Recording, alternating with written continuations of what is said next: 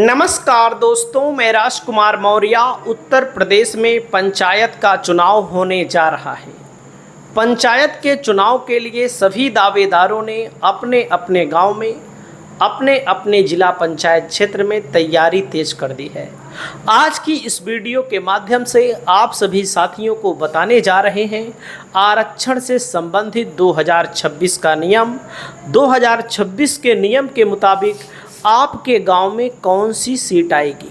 पूरी वीडियो को देखिएगा। आपको अपने गांव का आरक्षण जानना है तो आप लोग अपने गांव का नाम और इस समय कौन सी सीट है, 2015 में कौन सी सीट आई थी, कमेंट करके बताइएगा। तो हम आपको कमेंट करके बताएंगे कि आपके गांव में 2026 में कौन सी सीट आएगी। तो दोस्तों, सबसे पहले मैं आपको बताना चाहूँगा प्रधानी के चुनाव में आरक्षण कैसे तय होता है, इसको बताऊंगा। 2026 पंचायत चुनाव की तैयारी शुरू हो चुकी है। यूपी पंचायत चुनाव 2026 का आरक्षण का फार्मूला कैसे है, कैसे लागू होगा आपके गांव में आरक्षण, तो इसको समझना बहुत ज़रूरी है। बेसिक सी बात है दोस्तों। इस फोटो को आप लोग देख रहे होंगे जिसमें आरक्षण क्या क्या होता है। आरक्षण ओबीसी के लिए होता है 27%, एससी के लिए होता है 21%, और दोस्तों महिला के लिए जो आरक्षण होता है उत्तर प्रदेश में 33%, कुल सीट का 33%। अन्य राज्यों में 50% भी है महिलाओं के लिए आरक्षण।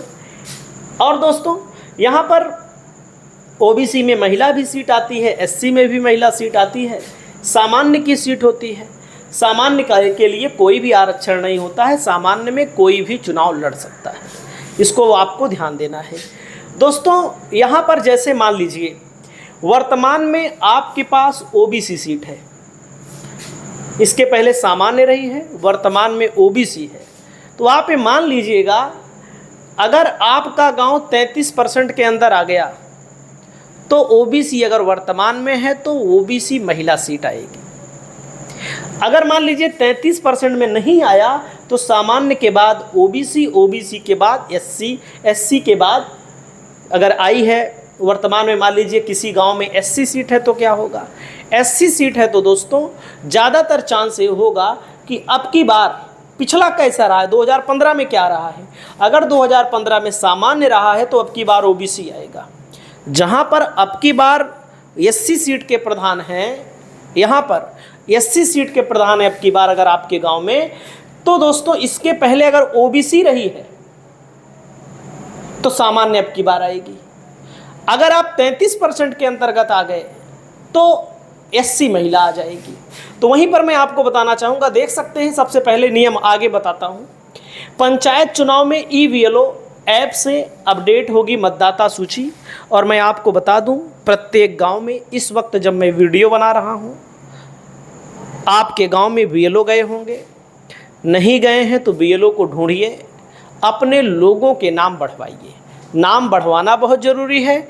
जो लोग मर गए हैं, जिन लोगों की शादी वगैरह हो गई है, उनके नाम कटवाना भी बहुत ज़रूरी होता है। बहुत सारे लोग आते ही नहीं हैं, बहुत सारे लोग काफ़ी समय से मर गए हैं और उनका नाम अभी भी चल रहा है। तो इसके लिए बीएलओ ऐप है दोस्तों, उसके माध्यम से बीएलओ वगैरह अपना अपना नाम जुड़वा रहे हैं। आप लोग संपर्क करिएगा क्योंकि ये बहुत ज़रूरी है। इसमें एक फ़ोटो की लालच में, आधार कार्ड की फ़ोटोकॉपी के लालच में तमाम लोगों का नाम नहीं जुड़ पाता है, जो कि निंदनीय है। हमारे आपके लिए भी निंदनीय है, बीएलओ के लिए भी निंदनीय है, सरकार के सिस्टम के लिए भी निंदनीय है। सच्चाई यही है दोस्तों। आरक्षण की रूपरेखा के प्रमुख बिंदु में जैसे आप पिछड़े वर्ग से आते हैं तो आपके लिए पिछड़ा वर्ग आयोग बनाया गया है। कोई भी समस्या होती है तो पिछड़ा वर्ग आयोग में आप जा सकते हैं। आपको लगता है कि आपके गांव में पिछड़े वर्ग की सीट आनी चाहिए, सीट नहीं आ रही है, तो आप पिछड़ा वर्ग आयोग का रुख कर सकते हैं। दोस्तों मैं आपको बता दूं, जो एससी वर्ग से आते हैं अगर उनको लगता है कि भाई एससी वर्ग की सीट आनी चाहिए, नहीं आ रही है, तो दोस्तों अपने आयोग में जा सकते हैं, एससी एसटी आयोग में जा सकते हैं। और जो सामान्य लोग के हैं उनके लिए भी आयोग बनाया गया है, वे अपने आयोग में जा सकते हैं, जिसके लिए मैं आपको बताना चाहूँगा। सबसे पहले आप यहाँ पर समझिएगा, आरक्षण जो होगा 2011 की जनगणना के आधार पर होगा। जैसे आपके गांव में एससी सीट कम, एससी की संख्या कम है, तो एससी सीट आने के चांस भी नहीं होंगे। इसको भी आप ध्यान दीजिएगा जनगणना के अनुसार। अगर आपके गांव में ओबीसी बहुत कम है, लेकिन ऐसा बहुत कम गांव मिलेगा जहां पर एससी ना हो या कम हो या ओबीसी ना हो या बहुत कम हो, मतलब इतना ज़्यादा कम हो कि जिससे कि आपके यहाँ हर बार सामान्य आए। तो बहुत सारे लोग, प्रधान लोगों का सिस्टम भी होता है, जिनके पास पैसा होता है, जिनके पास पद होती है, प्रतिष्ठा होती है, जिनकी ऊंची पहुंच होती है, वे लोग खेला करवाने की भी कोशिश करते हैं। तो उसका भी उपचार हम आपको बता रहे हैं।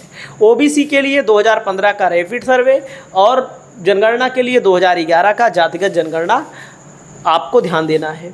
रैपिड सर्वे में यह बताता है कि ओबीसी की जनसंख्या उत्तर प्रदेश में 53.33%, मगर ब्लॉक स्तर पर ओबीसी को संपूर्ण 27% आरक्षण से अधिक, यानी कि ओबीसी को 27% आरक्षण मिलेगा। जितनी भी सीट आ रही है उसका 27% ओबीसी का होना चाहिए पक्का, और 21% एससी का होना चाहिए। देख सकते हैं ओबीसी का 27%, एससी के लिए 20.69 लगभग 21%, एसटी के लिए 0.56 यानी कि आधा %। वैसे उत्तर प्रदेश में सोनभद्र में ही एसटी आबादी मिलती है, बाकी उत्तर प्रदेश में एसटी आबादी ना के बराबर है। इनके अतिरिक्त हर वर्ग की महिलाओं को 33% आरक्षण मिलेगा। रोटेशन प्रणाली का मतलब जो सीट आपके यहाँ वर्तमान में है वह सीट बदलनी चाहिए। नियम, रोटेशन का नियम ये कहता है कि वह सीट 100% बदलनी चाहिए। वर्तमान में सामान्य है, इसके पहले अगर ओबीसी रही है तो एससी आनी चाहिए। महिला आए हुए काफ़ी दिन हो गया तो महिला आनी चाहिए, चाहे एससी की महिला है, चाहे ओबीसी की महिला है, चाहे सामान्य की महिला है, यानी कि बदलाव होना चाहिए। जैसे मैं आपको जानकारी के लिए बता दूं, जैसे हमारे गाँव में 2015 में ओबीसी सामान्य सीट थी, 2015 में सामान्य सीट थी, और उसके पहले जब 2010 में चुनाव हुआ था तो सामान्य महिला सीट थी। तो उसके बाद दोस्तों सीट जो आई 2021 में चुनाव हुआ तो हमारे यहाँ ओबीसी सीट आई। हमारे बगल के गांव में भी यही हुआ। जैसे सामान्य भी आ चुकी है, ओबीसी भी सामान्य महिला भी आ चुकी है, तो ओबीसी सीट अगर है तो ओबीसी महिला आने के चांस है, नहीं तो एससी सीट आने के पूरा का पूरा चांस है। तो यानी कि रोटेशन प्रणाली, एक बार एक गांव में, एक ग्राम सभा में बार बार वही सीट नहीं आ सकती है, ये नियम है। दोस्तों, ग्राम पंचायतों का पुनर्गठन हुआ है। आरक्षण प्रक्रिया का पालन शुरू हो गया है, सितंबर चल रहा है। सितंबर अक्टूबर में आरक्षण की सभी डेटा एकत्रित कर लिए जाएंगे, उसके बाद घोषणा होगी। क्योंकि और दोस्तों, मतदाता सूची का कार्यक्रम चल रहा है, और इसके साथ ही साथ मैंने आपको तमाम चीज़ों को बताया। जैसे आपको लगता है कि आपके यहाँ आपके मन के मुताबिक या नियम के मुताबिक, खास करके नियम के मुताबिक, मन से नहीं मतलब है, नियम के मुताबिक सीट नहीं आई है, तो आपको एक आपत्ति दर्ज कराना होगा। आपत्ति ग्राम पंचायत, ब्लॉक ऑफिस, तहसील वेबसाइट वगैरह पर आप ऑनलाइन भी करा सकते हैं, और उसमें आपत्ति के लिए 3 से 7 दिन का समय दिया जाता है। अगर आप 3 से 7 दिन के अंदर आपत्ति दर्ज करा देते हैं और देरी से करेंगे तो स्वीकार नहीं किया जाएगा। अगर आपको लगता है आपके यहाँ गड़बड़ी हुई है तो आपत्ति कैसे दर्ज कराएं? आवेदक का नाम लिखा जाएगा, पता लिखा जाएगा, मोबाइल नंबर लिखा जाएगा, पंचायत का नाम, वार्ड का नाम, सीट का नाम, कारण आपको बताना पड़ेगा, नियम का रोस्टर का उल्लंघन हुआ है, जातिगत के गलत आंकड़े दिए गए हैं, महिला आरक्षण गलत सीट पर दिया गया है। आपत्ति का विधिक या सांख्यिकी आधार आपको मतलब कि प्रमाण पत्र वगैरह, प्रूफ वगैरह लगाना पड़ेगा। प्रमाण पत्र के बिना आपत्ति कमज़ोर मानी जाएगी। और बहुत सारे लोग कहते भैया आपत्तियाँ कहाँ दें? आपत्ति को देने के लिए ब्लॉक डेवलपमेंट ऑफिसर वीडियो, यानी कि जो ब्लॉक में अधिकारी होता है बड़ा, जिला पंचायत राज अधिकारी DPRO, निर्वाचन अधिकारी के पास आप लोग जमा कर सकते हैं।